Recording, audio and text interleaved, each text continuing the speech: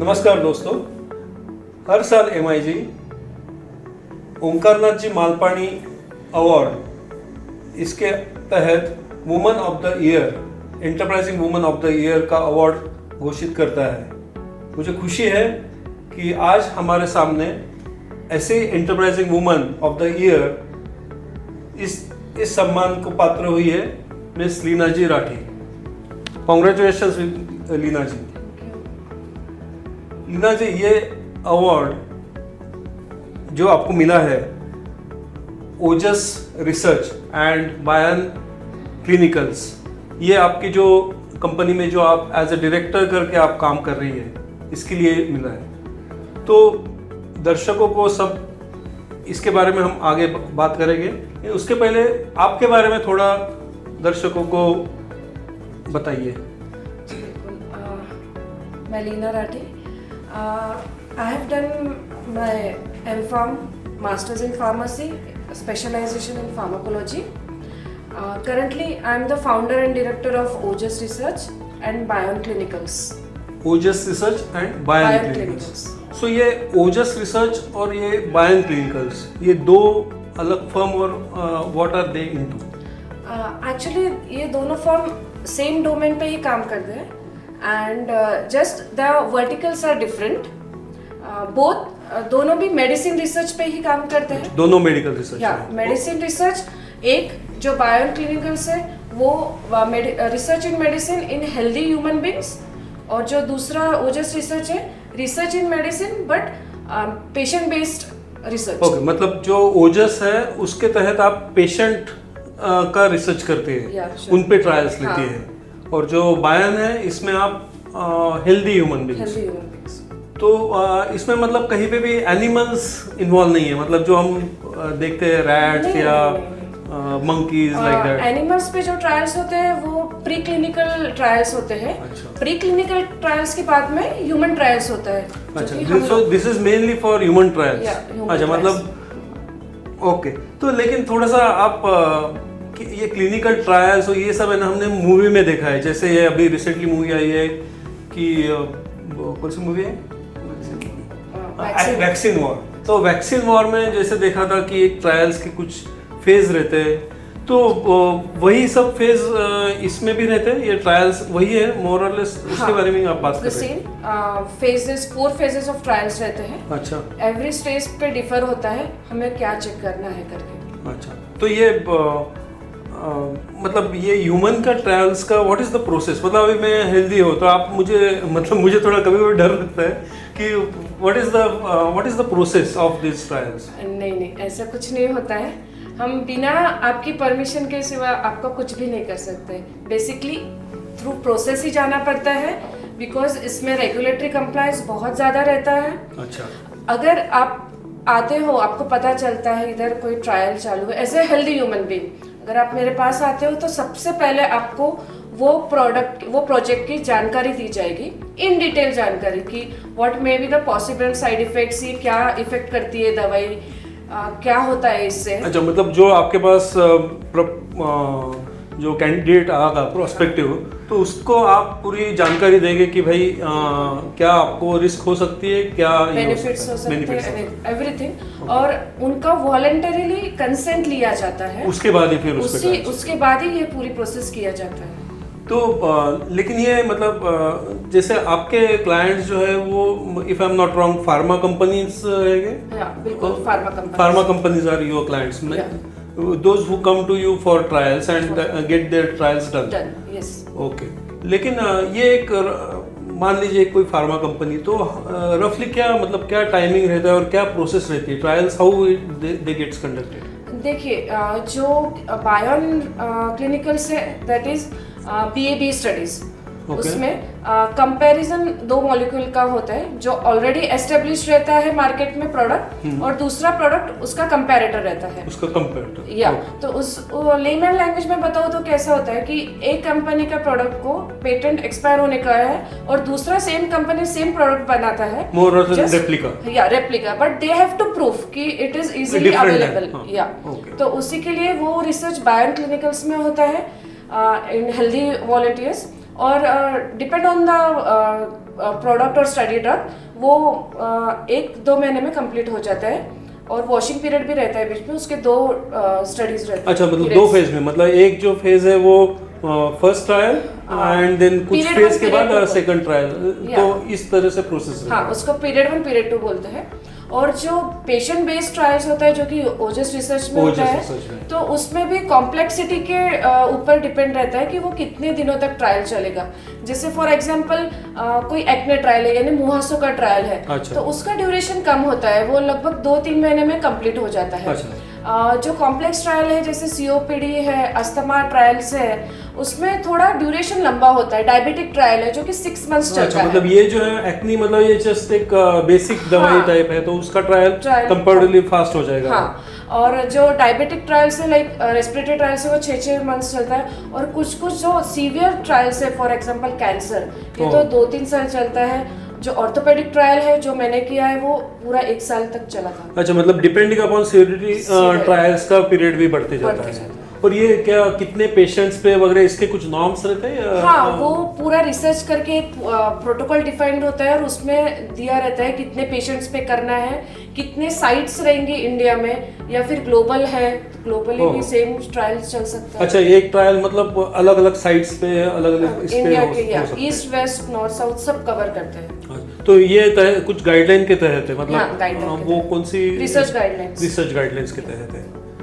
लेकिन ये फील्ड में मतलब आप एंटरप्रेन्योरशिप, मतलब ये थोड़ा सा, और that too being a lady, तो ये मतलब थोड़ा सा कुछ जरा आप समझाएगी? बेसिकली मेरा जर्नी इन दिस, हाँ ऑब्वियसली, तो जैसे कि मैंने मेरा करियर मुंबई में स्टार्ट किया था 2006 में as a trainee research in QA department, quality assurance. या वहाँ पे सीखते सीखते 3-4 साल निकलने के बाद मुझे समझा कि जस्ट अलोन ग्रेजुएशन पे कुछ नहीं होगा। अगर तुम्हें अपने करियर में ग्रोथ लाना है तो हमें पोस्ट ग्रेजुएशन करना ज़रूरी है। तो फिर मैंने 2010 में ब्रेक लिया, मैंने अपना एमफार्म किया इन कोलॉजी। तो 2012 कब मैं पास आउट हूँ, देन मैं पूना शिफ्ट हुई due to some family reasons, मुझे ब्रेक लेना पड़ा करियर में, एंड 2016 में आई केम बैक। अच्छा, again in this, okay, and again मैंने एज एन एम्प्लॉय काम किया, और रहते रहते मतलब समय बीतता गया, मेरा काम की क्वालिटी भी बहुत अच्छी होती गई, और एम्प्लॉयर्स मुझे रिस्पॉन्सिबिलिटी देते गए मेरा काम देखते देखते, और कहीं कुछ समय ऐसा आया कि मैं पूरा एंड टू एंड एक स्टडी खुद से करने लगी, like complete from start of the project to the end of the project.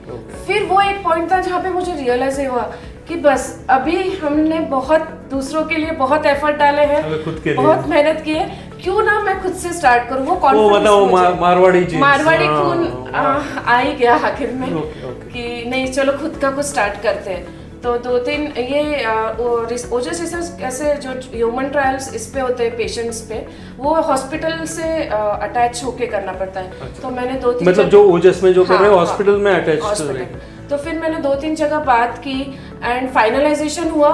फिर मुझे ध्यान में आया कि भाई ये बिजनेस ग्रोथ डे 1 से करना है, तो हमें इसमें कुछ इनपुट्स लगेंगे।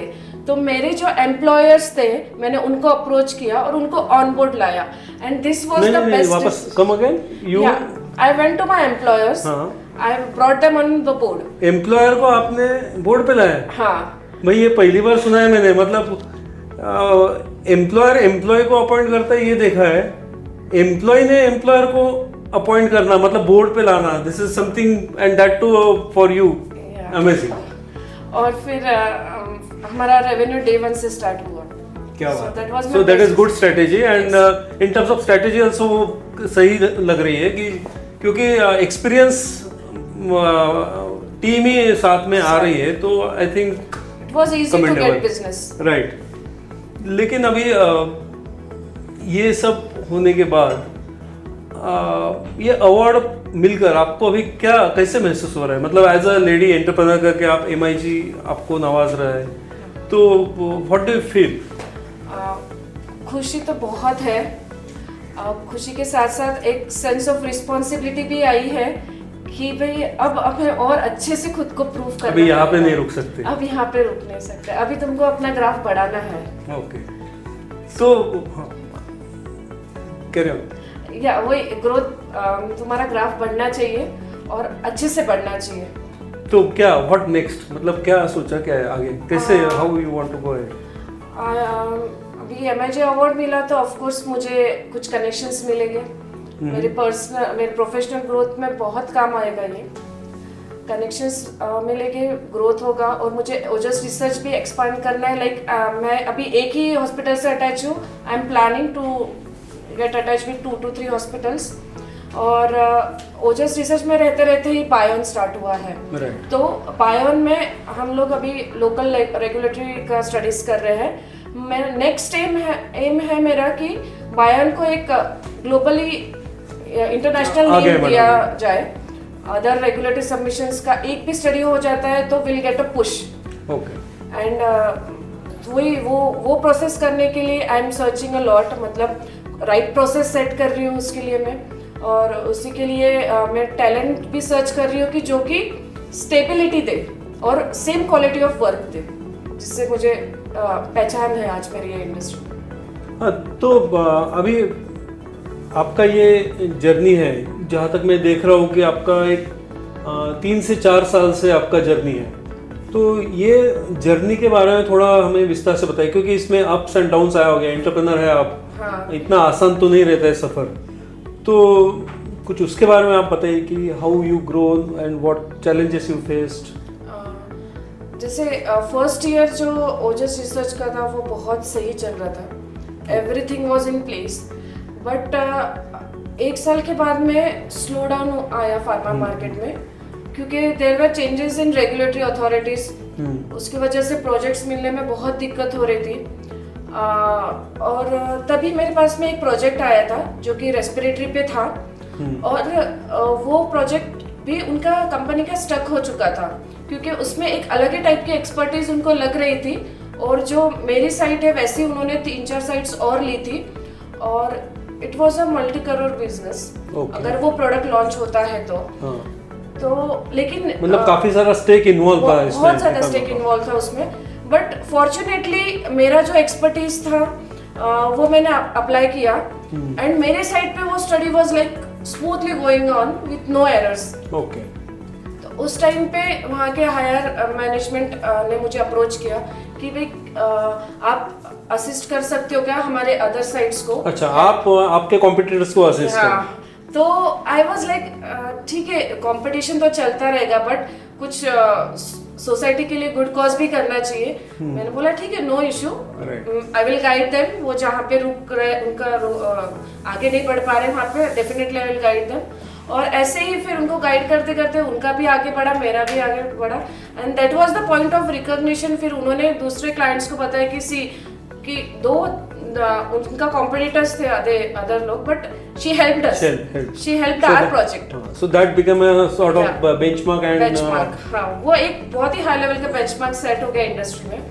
और फिर मुझे उसी के लिए कॉल्स भी आते थे कि हमारा एक प्रोजेक्ट स्टक है, इसमें आप हमको कुछ इनपुट्स दो। तो this is how known face बनता चला इंडस्ट्री। तो मतलब आप एंटरप्रेन्योर ही नहीं, आप सोशल एंटरप्रेन्योर भी कहलाओगे, मतलब डेफिनेटली बोल सकते हो। तो लेकिन एक थोड़ा सा मतलब थोड़ा ऑफ द बीट सवाल, वो हम आपके यहाँ पे आए थे और वो थोड़ा सा देखिए, आपने हमको कुछ एक जूस सर्व किया था और एक कुछ सैंडविच। एक्चुअली क्या हम 6 जन थे, ये क्या हुआ, मतलब हमारे में से 2 जो क्लिनिकल ट्रायल्स की ट्रायल लेने के मतलब वहाँ पे आने के बाद जो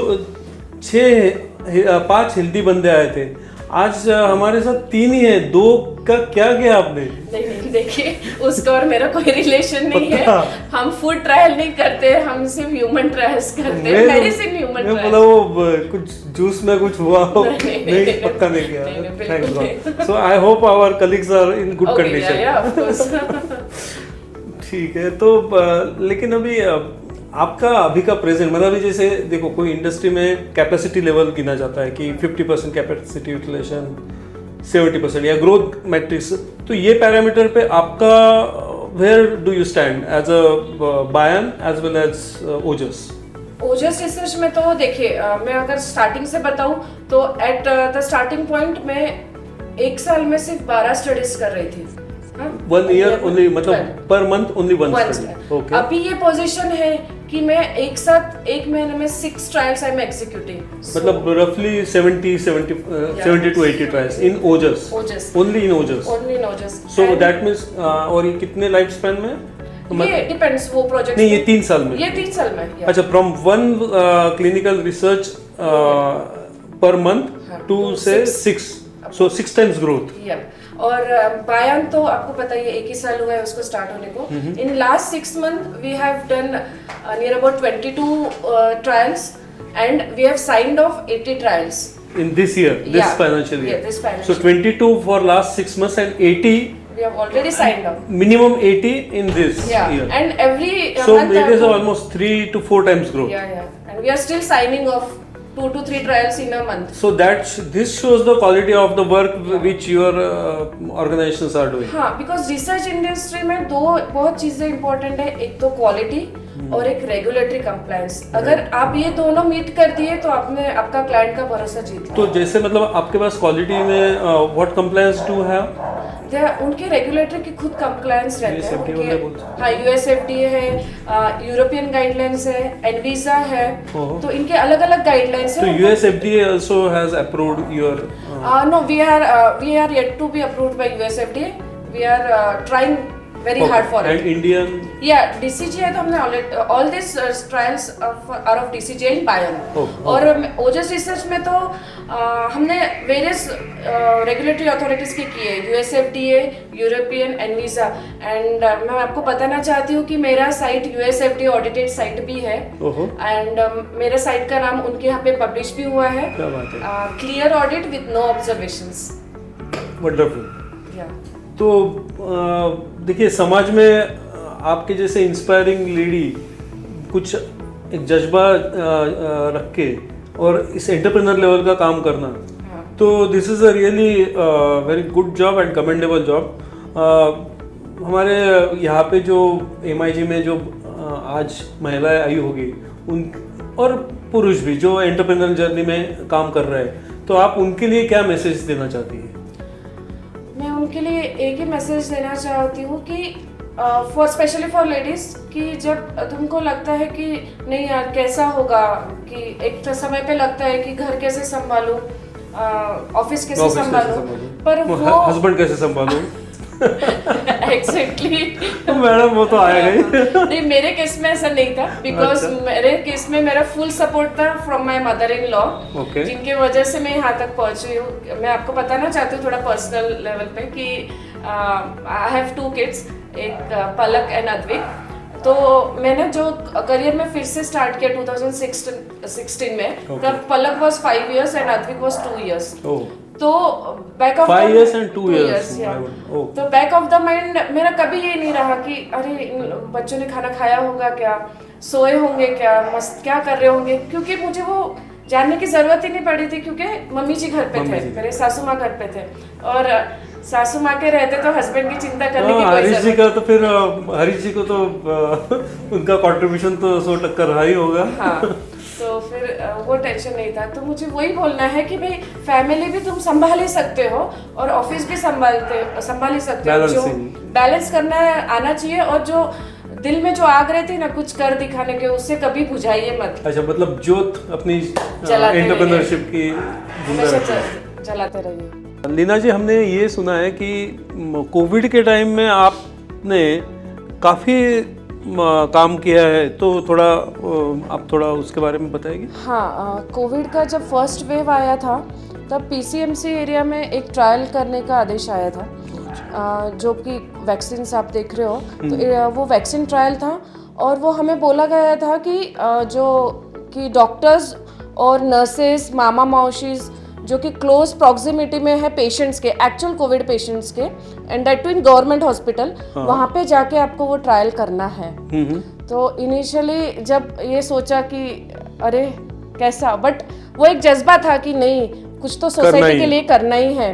जब आप लोग घर पे बैठ कर कुछ अच्छा खा रहे थे, कुछ एंटरटेन कर रहे थे खुद को, तब हम लोग थे जो जाकर उनको वैक्सीन दे रहे थे, ट्रायल्स कर रहे थे। एंड ऑल टुगेदर मेरे लिए वो बहुत अच्छा एक्सपीरियंस था। और बाद में मुझे वो एक समय था जो मैं खुद पे प्राउड फील कर रही थी कि मैंने कुछ तो योगदान दिया सोसाइटी तो मतलब आपका ये कहना है कि जो अभी वैक्सीन हमने कोविड के टाइम पे बनाया है और जो हमने लिया है, हमारे सब दर्शकों ने लिया, तो आप कहीं ना कहीं उस ट्रायल्स में इन्वॉल्व थी सक्सेसफुल वैक्सीन क्रिएशन में? हाँ, मैं उस ट्रायल का पार्ट थी। क्या बात है, मतलब हमारे सबके खून में या हमारे सबके हम सब आज दिख रहे हैं यहाँ पे, तो उसमें कहीं ना कहीं आपका रोल और आपकी लैब का रोल तो जरूर है। थोड़ा बहुत रोल तो है। क्या बात है। Thank you for saving our lives and very wonderful meeting you. So Leena ji, in front of you, MIGNs, thank you.